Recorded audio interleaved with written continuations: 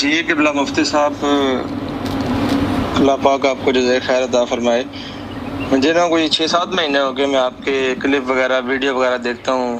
ماشاءاللہ آپ نے کافی اچھا کام شروع کیا ہوا ہے، تو کافی علم میں اضافہ بھی ہوتا ہے، بندہ اپنے عقیدے پہ بھی اور پختہ ہو جاتا ہے۔ تو اللہ پاک آپ کو جزائے خیر عطا فرمائے۔ اچھا حضور، ایک سوال سننے کو ملتا ہے کہ غوث پاک رضی اللہ تعالیٰ عنہ 11ویں والی پیر جو ہیں ہمارے اہل حدیث ہو گئے، دوسرے تیسرے جو لوگ ہیں نا وہ سوال کرتے ہیں جی وہ رفع دین کرتے تھے، جو آپ حدیثیں دکھاتے ہیں ہمیں کہ جی رفع دین منسوخ ہو چکا ہے، تو جو امام شافعی غالباً اور امام جو ہے امام احمد بن حنبل جو ہیں وہ رفع دین کرتے تھے، تو وہ کیوں کرتے تھے؟ آپ ان کو بھی مانتے ہیں، اور غوث پاک رضی اللہ تعالیٰ عنہ جو ہیں وہ بھی رفع دین کرتے تھے، تو آپ ان کو آپ کہتے ہیں جی شافعی اگر رفع دین کریں تو ہو جاتا ہے، ٹھیک ہے، تو حنبلی جو ہیں وہ رفع دین کرے تو ہو جاتا ہے، اگر ہم رفع دین کریں تو ہمارا کیوں نہیں ہوتا؟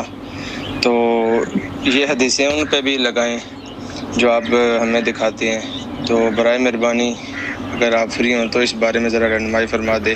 اللہ پاک آپ کو جزائے خیر عطا فرمائے۔ بسم اللہ الرحمن الرحیم۔ السلام علیکم۔ یہ اس طرح کے سوالات غیر مقلدین اور مرزائی کرتے رہتے ہیں مسلمانوں سے کہ جناب آپ ہمیں رفع دین سے منع کرتے ہیں، آپ کہتے ہیں منسوخ ہو گیا، امام شافعی کرتے تھے، ان کے ماننے والے کرتے ہیں، اور امام احمد بن حنبل رحمۃ اللہ علیہ کرتے تھے، ان کے ماننے والے کرتے تھے، شیخ عبد القادر جیلانی رحمۃ اللہ علیہ کرتے تھے، تو یہ حدیثیں آپ ان پر کیوں نہیں لگاتے؟ بھائی آپ انہیں مانتے ہیں، آپ مقلد ہیں امام شافعی کے، آپ امام احمد بن حنبل کے مقلد ہیں؟ نہیں، وہ مجتہد تھے۔ مسئلہ یہ ہے کہ جو چیز منسوخ ہے آپ علیہ السلام نے منع فرما دیا ہے۔ مسلم شریف میں حدیث ہے، 968 نمبر حدیث ہے، حضرت جابر بن سمرہ کہتے ہیں کہ آپ علیہ السلام باہر سے تشریف لائے، ہم نماز میں رفع دین کر رہے تھے تو آپ علیہ السلام نے منع کر دیا۔ اور 1185 نمبر نسائی میں صحیح حدیث ہے، یہی روایت ہے کہ آپ علیہ السلام باہر سے تشریف لائے، نحن رافع ایدینا فی الصلاۃ، ہم نماز میں رفع دین کر رہے تھے، آپ علیہ السلام نے منع فرما دیا۔ تو صحیح روایت سے ثابت ہے کہ آپ علیہ السلام نے اسے منع کر دیا۔ اب کہتے جناب منع کر دیا تو امام شافعی کیوں کرتے تھے، امام احمد بن حنبل رحمۃ اللہ علیہ کیوں کرتے تھے؟ جناب وہ مجتہد ہے۔ آپ کو کئی ایسے مسائل بتاتے ہیں آپ کو کہ وہ احادیث میں تو اس طرح کہ حضرت عائشہ رضی اللہ تعالیٰ عنہ فرماتی کہ آپ علیہ السلام بوسہ دیتے تھے ہمیں اپنے ازواج کو، اور جا کے نماز پڑھاتے تھے، بوسہ دینے کے بعد وضو نہیں کرتے تھے۔ 178 نمبر ابو داؤد میں حدیث ہے، ترمذی میں، نسائی میں احادیث ہیں کہ آپ صلی اللہ تعالیٰ علیہ وآلہ وسلم اظہار محبت فرماتے تھے، بوسہ لے لیا کرتے تھے اپنی ازواج کا، لیکن نیا وضو نہیں کرتے تھے۔ امام شافعی رحمۃ اللہ علیہ فرماتے ہیں اگر کوئی بندہ بوسہ لے تو نیا وضو کرنا پڑے گا اس کو۔ اب بظاہر تو لگ رہا حدیث کے مخالف ہے، لیکن وہ مجتہد ہے، خطا ہو سکتی ہے۔ آپ صلی اللہ تعالیٰ علیہ وآلہ وسلم کو فرمائے اذا حکم الحاکم، جب حاکم فیصلہ کرے فاجتہد، اجتہاد سے، اور اگر وہ صحیح فیصلہ کرے اسے 2 اجر ملیں گے، خطا ہو جائے اسے 1 اجر ضرور ملے گا۔ تو یہ مجتہد ہیں۔ اس حدیث کو مجتہدین پر محدثین نے لگایا کہ مجتہد محنت کرتا ہے، کوشش کرتا ہے، اگر اس کے نظر میں وہ مسئلہ دوسری طرح کا ہے تو اگر وہ خطا بھی کھا جائے اسے 1 اجر ملے گا، اس کی نماز بھی صحیح ہوگی۔ اس لیے ہم کہتے ہیں کہ شافعی کی نماز بھی صحیح ہوگی، انہیں اجر بھی ملے گا، کیونکہ وہ امام شافعی رحمۃ اللہ علیہ کی رائے پر چلتے ہیں، ان کے اجتہاد پر چلتے ہیں۔ امام احمد بن حنبل رحمۃ اللہ علیہ کے اجتہاد پر چلنے والے ہیں حضرت شیخ عبد القادر جیلانی، ان کی کتاب غنیۃ الطالب، انہوں نے شروع میں 10 فرائض لکھے ہیں وضو کے، قرآن پاک میں صرف 4 کا ذکر ہے، باقی کہاں سے آئے؟ امام احمد بن حنبل رحمۃ اللہ علیہ اپنے اجتہاد سے لکھے ہیں۔ تو شیخ عبد القادر جیلانی رحمۃ اللہ علیہ ہوئے، دوسرے محدثین ہو گئے، اللہ کے پیارے ہو گئے، ہم سب کو مانتے ہیں۔ ہم تو چاہے فقہ حنفی کے ہوں، شافعی کے ہوں، مالکی کے ہوں، حنبلی کے، جتنے بھی اللہ کے ولی ہم سب کو مانتے ہیں، لیکن جہاں فقہی مسئلہ ہے وہ امام ابو حنیفہ رحمۃ اللہ علیہ کی جو رائے ہے، جو ان کے قرآن سے بلکہ حدیث سے ثابت ہے، آپ علیہ السلام نے منع فرمایا ہے رفع دین کرنے سے، تو ہم اسی کو لیتے ہیں۔ تو جو امام احمد بن حنبل رحمۃ اللہ علیہ کا مقلد ہوگا اس پر کوئی اعتراض نہیں ہوگا، کیونکہ وہ امام احمد بن حنبل رحمۃ اللہ کے اجتہاد پر چل رہا ہے، اور مجتہد خطا بھی کھا جائے اسے 1 اجر ملے گا اور اس کی نماز بھی صحیح ہوگی۔ لیکن جو آج بندہ اٹھے گا کہے گا میں کسی کے رائے کو نہیں لیتا اور منسوخ عمل کو شروع کر دے گا، اس کی نماز میں خلل آئے گا۔ اور آپ صلی اللہ تعالیٰ علیہ وآلہ وسلم کی فرمان کی نافرمانی ہوگی، آپ علیہ السلام کی سنت کی نافرمانی، جب آپ علیہ السلام واضح طور پر فرما رہے ہیں کہ یہ رفع الیدین نہ کرو۔ صحابی کہتے ہیں ہم نماز میں تھے، اب یہ کہتے ہیں جی پہلا رفع الیدین، جی وہ صحابی کیا کہتے ہیں ہم نماز میں تھے، پہلا رفع الیدین کر چکے تھے، اس کے بعد جو رفع الیدین کر رہے تھے وہ سارے آپ علیہ السلام نے منسوخ کر دیے۔ پھر یہ بہانہ بناتے جناب وہ تو سلام کے بارے میں، جناب سلام والا بھی منع کر دیا آپ نے، وہ اگلی حدیث ہے 969 نمبر حدیث ہے، اور یہ 968 یہ رکوع سے جاتے ہوئے اور رکوع کو اٹھتے ہوئے والا یہ رفع الیدین، ان تمام رفع الیدین آپ علیہ السلام نے منع فرما دیے۔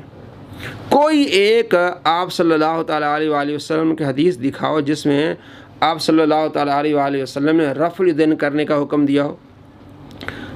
6667 حدیث بخاری میں آپ علیہ السلام نے نماز کا طریقہ سکھایا صحابی کو، رفع الیدین کا ذکر ہی نہیں ہے۔ اگر رفع الیدین کرنا فرض ہوتا، اس کے بغیر نماز نہ ہوتی تو آپ حکم ضرور فرماتے، اس میں آپ نے ساری چیزوں کا ذکر کیا ہے۔ یہ کہیں گے جناب ثنا کا ذکر نہیں، تو ہم نے کب کا ثنا فرض ہے؟ فرائض کا ذکر کر دیا آپ علیہ السلام نے، جو لازمی چیزیں تھیں، تو رفع الیدین کا ذکر ہی نہیں، کسی قولی حدیث میں نہیں ہے۔ آپ صلی اللہ تعالیٰ علیہ وآلہ وسلم نے کیا، اس کے بعد آپ نے بالکل اس کو منع کر دیا۔ اگر فرض ہوتا، اس کے بغیر نماز نہ ہوتی تو آپ اسے ضرور فرماتے۔ اور جو رفع الیدین کرتے بھی ہیں، شوافع ہیں، حنابلہ ہیں، وہ کہتے ہیں مستحب ہے۔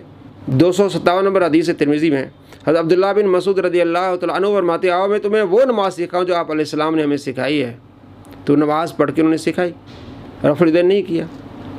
اسی کے نیچے اسلام 360 میں جو اکثر اہل سنت کے موقع پر حدیث ان کا غلط ترجمہ کرتے ہیں، انہوں نے نیچے لکھا ہے جناب رفع الیدین کرنا مستحب ہے، فرض نہیں ہے، واجب نہیں ہے۔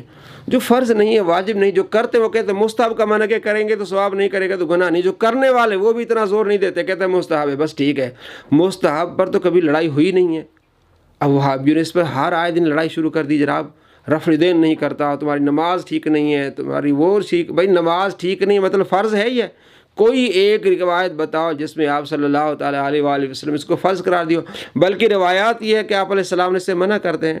شیخ عبد القادر جیلانی رحمۃ اللہ علیہ کا نام لے کے جناب وہ تو رفع الیدین کہتے ہیں، وہ بھائی مقلد تھے، ان کی کتاب پڑھو، انہیں تو طالبین بار بار کہتے ہیں کہ میرے امام احمد بن حنبل یہ فرماتے ہیں، اور شروع میں انہوں نے جو وضو کا طریقہ لکھا 10 فرائض، تو وہ فقہ حنبلی پر ہے۔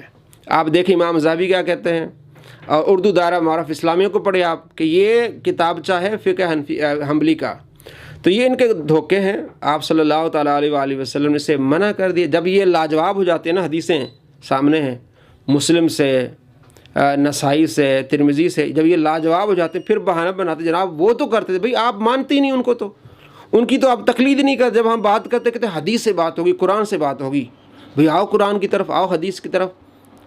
کس حدیث میں آپ علیہ السلام نے حکم دیا اس چیز؟ بلکہ جو اس کے بنیادی راوی ہیں عبداللہ بن عمر، انہوں نے رفع الیدین کرنا چھوڑ دیا تھا۔ بخاری کے استاد ہیں، جو پہلی روایت ہے بخاری کی حدثنا حمیدی، تو امام حمیدی رحمۃ اللہ علیہ کی کتاب مسند حمیدی، اس میں وہ روایت لاتے ہیں کہ عبداللہ بن عمر رضی اللہ تعالیٰ عنہما رفع الیدین نہیں کرتے تھے، صحیح روایت، گولڈن چین ہے اس میں۔ تو یہ جب لاجواب ہو جاتے ہیں تو اس طرح بہانے بناتے ہیں۔ تو آپ صلی اللہ تعالیٰ علیہ وآلہ وسلم نے اسے منع فرمایا۔ مسلم میں، نسائی میں، ترمذی میں صحابی نے جو نماز کا طریقہ بتایا آپ صلی اللہ تعالیٰ علیہ وآلہ وسلم کے طریقے پر، تو بالکل اسی طرح کہ بالکل ہی رفع الیدین نہیں کیا انہوں نے۔